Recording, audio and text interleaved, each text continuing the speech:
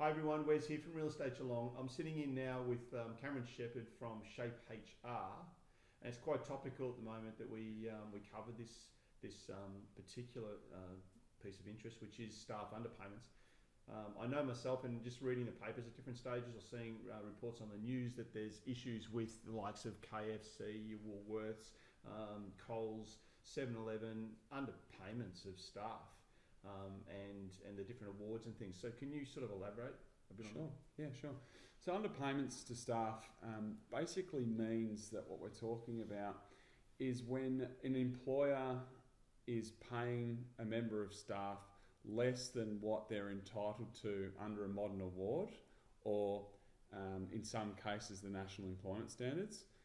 Most employees, the vast majority of employees, are actually covered by a modern award, so it's very specific about what allowances, what the minimum base rate of pay would be for them, and also any other entitlements around the hours that they work.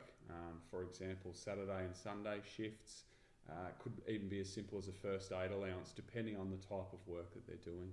Yeah, and because obviously there's so many different awards, and most businesses, and I profess that, is that you're not really across them, and there's obviously, there could be changes within them, but unless you're really staying abreast of it, which you can't, you need someone who can specialise in that aspect and just consult to you to ensure it, because I'm sure the penalties are pretty large. Yeah, they're pretty excessive. They're uncapped, and as a business owner, it's not just the company that can be found liable, it can be directors as well. There was a recent example of that where a security firm up on the Gold Coast was actually fined about $115,000, just over. And they collapsed that business, and they copped it on the chin themselves as the director. It was 13 breaches of things like not paying Saturday rates, having a flat rate of pay when they were actually entitled to a few different rates of pay according to the hours that they worked. And that was obviously an independent investigation. The Fair Work Ombudsman can come at any stage. It doesn't have to be a tip-off. It doesn't have to be an anonymous complaint or a complaint from an employer. That's probably important to know as well. So they can literally just ring up and say, we're going to drop in and see you tomorrow, or they're going, yeah? Absolutely. No warning? No. Could knock on your door straight away? You'll get notification, but it's not a hell of a lot of time to prepare and look into. So it's really about making sure and being proactive that you have everything in order well before the Ombudsman comes knocking. So next one, coming from a building game of 25 years, we employed some subcontractors at the time, and also had employees.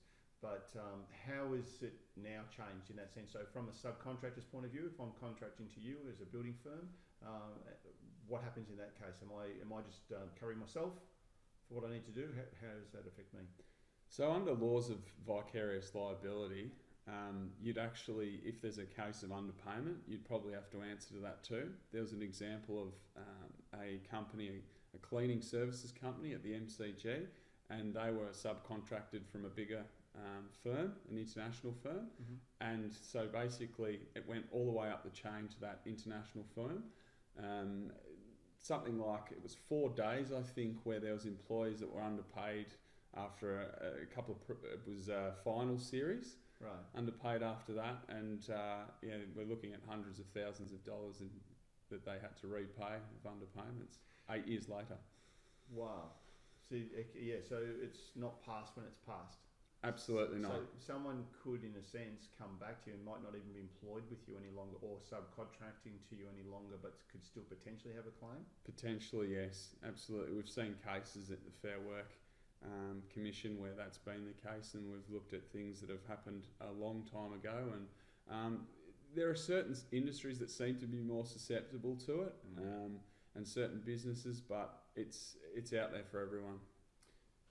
Question on that, in terms of, is there a can you sort of explain, is there a requirement under a contracting sense as to how long someone needs to be engaged by that company before they are deemed, in a sense, to become more of an employee I know in the past, if I can just revert back to what we had, it was if someone worked for you for any more than 3 months consecutively, or 3 months in a year, or you instructed them what to do, where to go, how to do it, they were deemed as being an employee if they weren't engaged elsewhere working for other people. Is that still the case?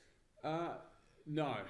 In fact, so there's a range of different employment agreements that can be reached between an employer and an employee, and one of them, basically from day one, if you've got a casual employee, then that you're employing them on a basis which is that it's not consistent hours, that we're actually looking at just as a needs be basis, and then you might not have a shift for that employee for a couple of weeks, still considered an employee, still going to be benchmarked against a modern award, and therefore there is that case of underpayments. And also, I guess building to that point about subcontracting there's a number of cases where, and this is definitely a focus of the Fair Work Commission, where subcontracting